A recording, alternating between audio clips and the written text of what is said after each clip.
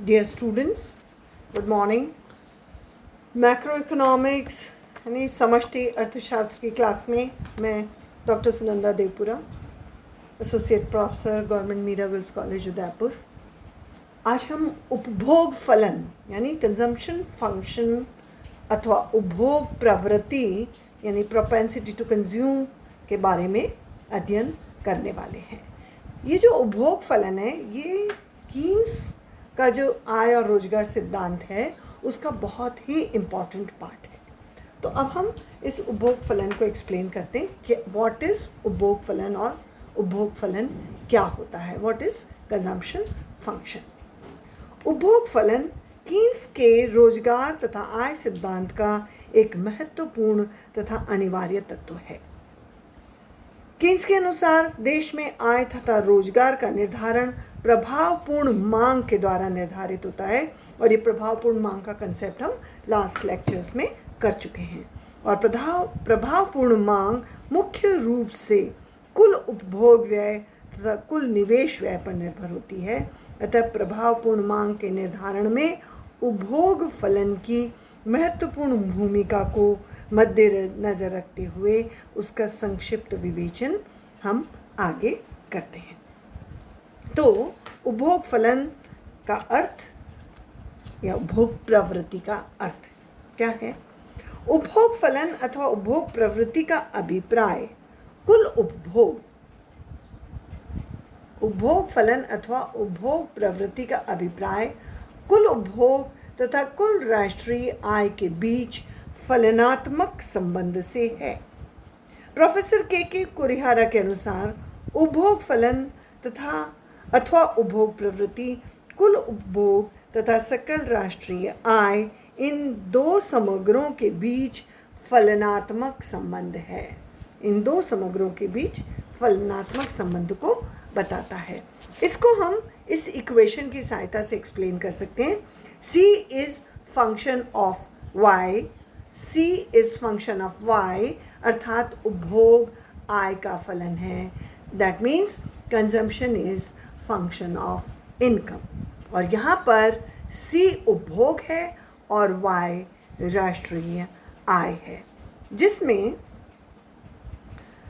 C उपभोग तथा y राष्ट्रीय आय तथा F जो है स्मॉल f फलनात्मक संबंध का सूचक है।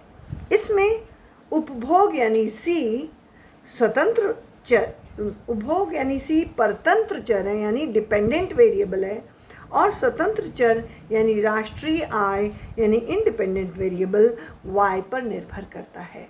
C जो है वो y के ऊपर निर्भर करता है। दूसरे शब्दों में उपभोग फलन या उपभोग प्रवृत्ति का अभिप्राय, उपभोग फलन या उपभोग प्रवृत्ति का अभिप्राय उस समस्त उपभोग अनुसूची that is schedule of the propensity to consume से है, जो आय के भिन्न भिन्न स्तरों पर कुल उपभोग तथा कुल राष्ट्रीय आय के बीच फलनात्मक संबंध को व्यक्त करती है। उपभोग फलन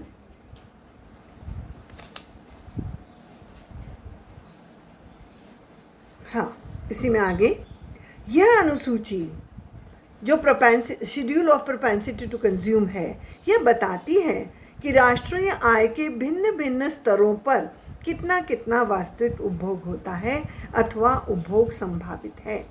उपभोग प्रवृत्ति से आय तथा उपभोग के धनात्मक सहसंबंध दैट मीन्स पॉजिटिव कोरिलेशन का पता चलता है, तथा आय में वृद्धि पर उपभोग में भी वृद्धि तथा आय में कमी पर उपभोग में भी कमी की प्रवृत्ति होती है। अर्थशास्त्र के अन्य नियमों की भांति उपभोग फलन भी अन्य बातें समान रहने की मान्यता पर आधारित है। इसी को हम आगे बढ़ाते हैं।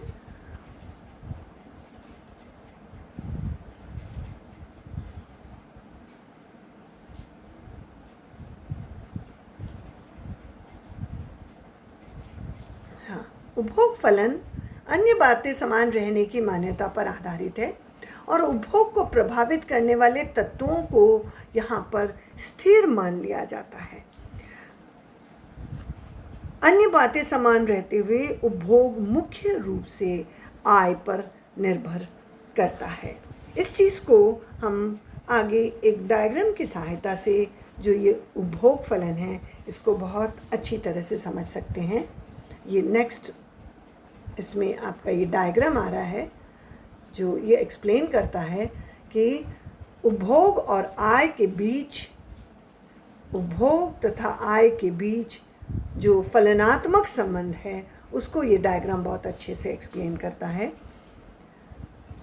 तो इस डायग्राम में c is function of y और इसी को हम कह सकते हैं c is equal to a plus B Y. ये दो इक्वेशंस हैं, इसको हम थोड़ा सा डिटेल में स्टडी करते हैं।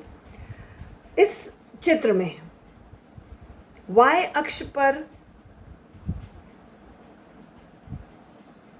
इस चित्र में x अक्ष पर राष्ट्रीय आय यानी y है। राष्ट्रीय आय को हम y से डिनोट करते हैं जो कि x एक्सिस पर दी गई है, और जो वर्टिकल एक्सिस है अनुलंब है इसके ऊपर उपभोग व्यय यानी कि c दिया गया है। इस रेखा चित्र में OT रेखा 45 कोण वाली खींची गई है। OT, O से लेकर के T तक की रेखा 45 डिग्री पर खींची गई है, जो यह दर्शाती है कि इसके प्रत्येक बिंदु पर आय तथा उपभोग व्यय बराबर है। C is equal to Y. ये जो लाइन है ये बताती है C is equal to Y.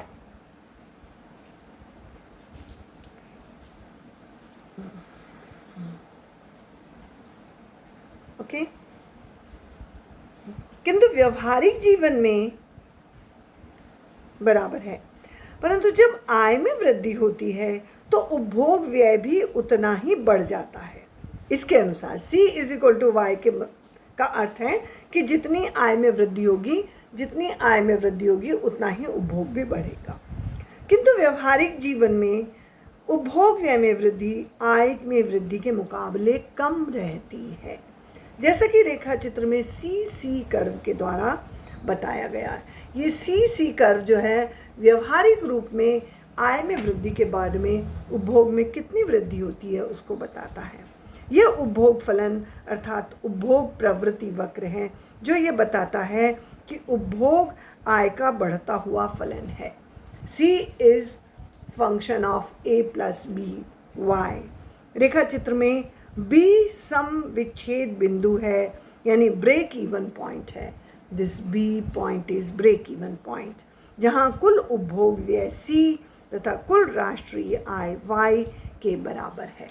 यहाँ पर C और Y दोनों एक दूसरे के बराबर हैं, अर्थात OY1 is equal to OC1, OY1 is equal to OC1।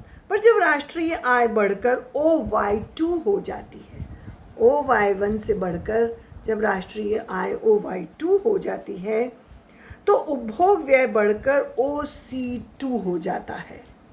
OC2 हो जाता है।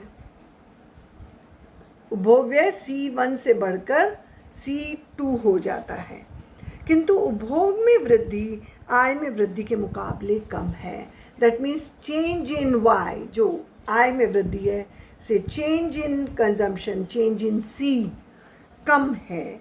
दिस इज, ये जो दोनों का अंतर है, यहाँ मैं लिख दूँ आपको, delta Y is greater than delta C, यानी change in income is greater and change in consumption is less. आय में वृद्धि ज़्यादा है, और उपभोग में वृद्धि कम है। इससे आय के जिस भाग का उपभोग नहीं किया जाता वह बचत है, जैसा कि रेखा चित्र में 45 डिग्री वाली रेखा तथा उपभोग वक्र CC के बीच अनुलंब दूरी ASS के द्वारा दिखाया जाता है। ये जो दूरी है SS, जो इन दोनों के बीच का डिफरेंस है, CC और SS कर्व के बीच का जो डिफरेंस है, जिसको हम SS के द्वारा दिखाते हैं, इससे स्पष्ट होता है कि उपभोग फलन केवल आय और उपभोग व्यय के संबंध को ही नहीं बताता, वरन आय के विभिन्न स्तरों पर बचत की मात्रा को भी मापता है। यहाँ पर बचत नेगेटिव है, यानी आय की तुलना में उपभोग अधिक है, और यहाँ बचत पॉजिटिव है क्योंकि आय की तुलना में जो है बचत अधिक है, कंजप्शन की तुलना में बचत अधिक है। यहाँ पर उपभोग अधिक है, यहाँ पर सेविंग अधिक है। तो इस प्रकार से ये कर्व उपभोग प्रवृत्ति को बताता है, जो ये बताती है कि आय बढ़ने के साथ साथ उपभोग बढ़ता है, लेकिन आय की तुलना में कम बढ़ता है, और व्यक्ति कुछ मात्रा में या देश में कुछ मात्रा में सेविंग्स यानी बचत भी होती है। आई थिंक आपको ये उपभोग फलन, आय, उपभोग व्यय संबंध आपको अच्छी तरह से समझ आया होगा। ये उपभोग फलन का जो चैप्टर है इसको हमने बहुत अच्छे से डिटेल में डिस्कस किया है, तो आई थिंक आपको ये अच्छी तरीके से समझ में आया है। आप प्लीज़ इसको रिवाइज़ कीजिए, आप इसको लाइक कीजिए, सब्सक्राइब कीजिए, ये आपकी अटेंडेंस भी होगी। So dear students, thank you so much.